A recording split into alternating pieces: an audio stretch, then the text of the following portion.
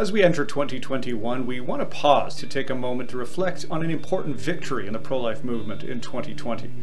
Several years ago, the ARPA Oxford chapter raised a few $1,000s to put a pro-life message on London's city buses.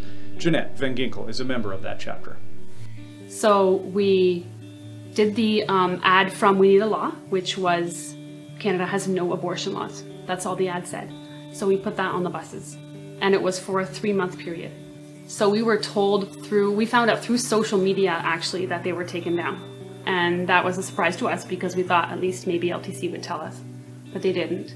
And so we got in contact with them, and then we heard that they had taken them down because they also were recommended to take them down by Ad Standards Canada. After complaints, Ad Standards ruled against the ads. While they could not tell us what laws Canada has on abortion, they claimed the ad gave a general impression of inaccuracy.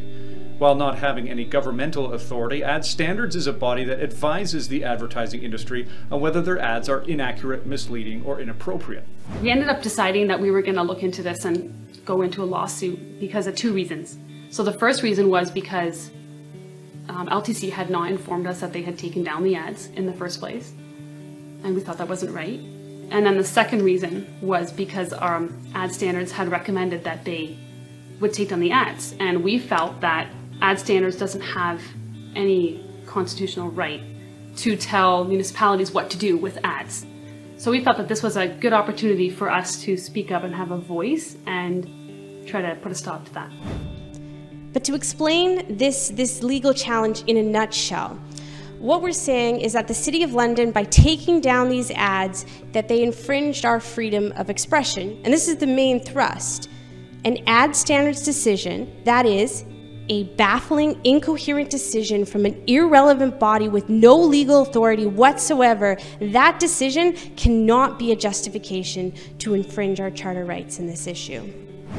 We wrote to the city explaining that what they had done was unconstitutional and asked them to reinstate the ads. They refused. So together with ARPA Oxford, we launched legal action, pointing out that they have obligations under the Charter to respect freedom of expression, obligations they cannot delegate to a non-governmental body like Ad Standards. After some back and forth, the city listened, and in the fall a settlement was reached, and the city agreed to rerun the ads.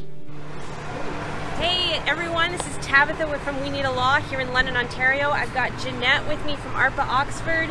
We are very excited to share some big news happening here in London, Ontario. This is about 2 years in process where we had bus ads here up in London, and they are back on buses today. And we can see it on the bus that's driving up right now.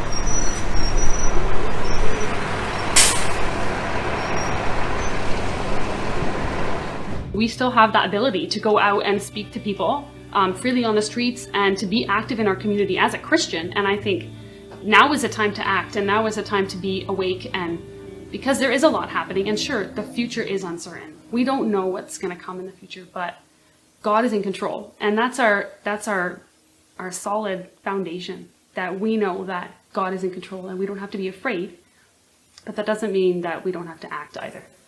One of the reasons we wanted to tell you this story is to encourage you that there is value in taking action to defend life. Even though we face challenges, we still have so much freedom to speak, and we need people like you to use that freedom in order to seek the good of our neighbors. Thank you.